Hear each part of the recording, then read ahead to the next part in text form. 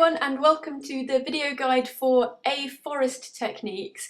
Hopefully this is something that most of you have done in class. It's a way of remembering the kinds of techniques to look for in how questions for the reading paper and for your writing paper too.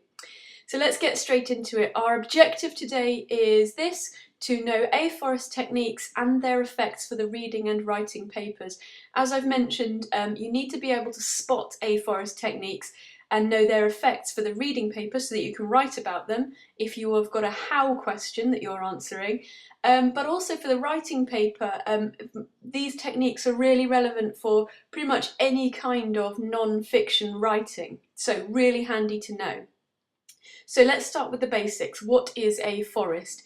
AFOREST is a cunning mnemonic to remember some of the key techniques. So A stands for alliteration, F stands for facts, O stands for opinions, R stands for rhetorical questions, and I've squeezed repetition in there as well. E stands for emotive language, S stands for statistics, and T stands for the rule of three. It's a bit of a cheat really to make it more catchy, 3 brackets rule of, but you get the idea. Okay, so these, as I say, are your key techniques. They're not the be all and end all. There are others, such as similes, metaphors, others that you've studied, mostly kind of figurative language. But if you can remember these as a starting point, then you're on to a winner. Okay, moving on then, definition. So it's all very well knowing the names of these words, but what do they mean? Okay, and what I'd like you to do whilst you're watching this is not just sit there watching it, but if you think about this, pick a topic and then you can pause after each example to try it for yourself. That's one of the best ways that you're going to be able to learn and revise these. So we start with alliteration.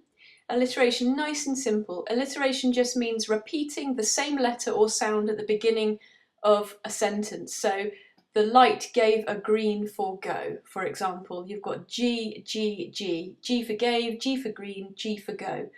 Okay, so nice and simple. Facts then. Again, simple enough, something known or proven to be true. So your example there, the Empire State Building is in New York. That is true, that is a fact. Okay, nobody could question it. Opinions are different altogether. An opinion is a view about something belonging to you or someone else. I've just noticed I made a typo there. See if you can spot it. My example there is teacher in your pocket is the best way to revise. So not necessarily true, it's just an opinion. You can't prove it, you can't back it up, but it belongs to either you or somebody else. Rhetorical questions, you should all know these. A question that is asked for effect that is not supposed to be answered. Okay, so that's the key thing, isn't it? You're not expecting an answer. So there, do you know how to stay safe from pickpockets? Okay, you're asking the question to make the reader think about it. Statistics. Statistics are data using facts and figures. So the example there, I've made this up by the way, 95% of students going into exams unprepared are disappointed with their results. Okay, so you're backing it up there with a percentage. It could be a different type of statistic as well. Okay, on to rule of 3 then, finally. Rule of 3 is the idea that people remember things in threes. So ice cream is a cool, creamy, colourful treat. I've used 3 there, 3 words to describe it. Cool, creamy and colourful. Also some alliteration in there. But it's just the idea that they come in threes. Okay, so what's the effects and best use of these AFOREST techniques? I've grouped these for you, so we'll start with facts and statistic because they have pretty much a similar effect. So facts and statistics make your writing more believable, and you can make them up in the exam. You don't need to know any facts and statistics, you can just make them up as long as they sound reasonable. If the source that you're getting the information from as well sounds reliable, that's even better. So if it's from a university, for an example, brilliant. Facts and statistics can also help your writing seem unbiased. So even if you're giving really biased facts and statistics, it seems like you're giving an unbiased view very convincingly. Okay, moving on to alliteration and the rule of 3 then. These techniques are really good for giving your writing what we call stickability, in other words making them stick in the reader's head. So they create catchy, memorable phrases that stand out to the reader, and if you use them together they give an even bigger impact. So 3 words perhaps that all start with the same letter for added impact. Okay, let's move on to opinions and emotive language then. These are two really powerful techniques, especially for persuading, to engage your reader either emotionally or with strong opinions, but often both. You could use both of these techniques to tell stories and anecdotes to prove the point you make.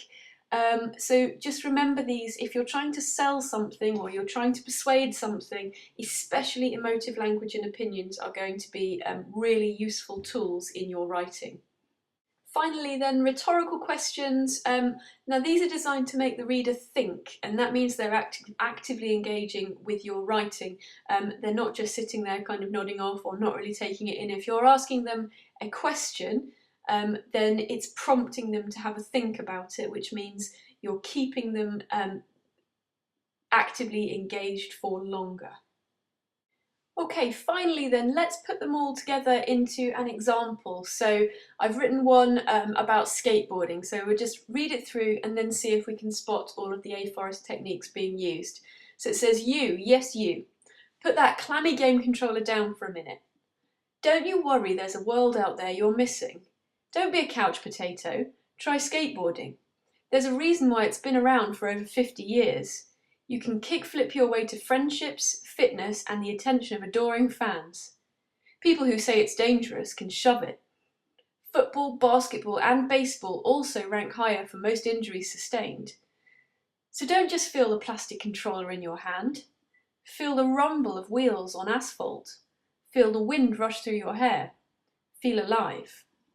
Okay, so the examples you'll get in the exam are obviously going to be longer than this, but this is just kind of some of your AFOREST techniques condensed. Okay, so the best way to revise using this example is to give the video a pause again, see if you can find all of those techniques.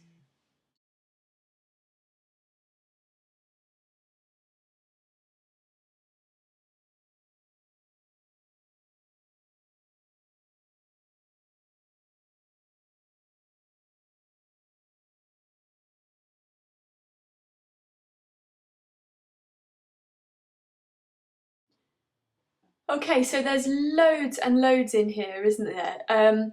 Don't you worry, there's a world outside you're missing, so you've got a rhetorical question. You've got some facts, it's been around for 50 years, rule of three there, kickflip your way to friendships, fitness and the attention of adoring fans. You've got a statistic about the dangers of skateboarding, and then at the end there you've got some nice repetition and emotive language. The best way that you can revise this is to actually have a go at this yourself. So I've just given you a really short example there. Why don't you have a go? Choose a topic, doesn't matter what topic, anything. See if you can write a short piece including all of those AFOREST techniques. Or have a look, pick up some non-fiction text, pick up a newspaper, magazine article, could be anything, and see how many you can spot. Just go through with a highlighter, see if you can identify them.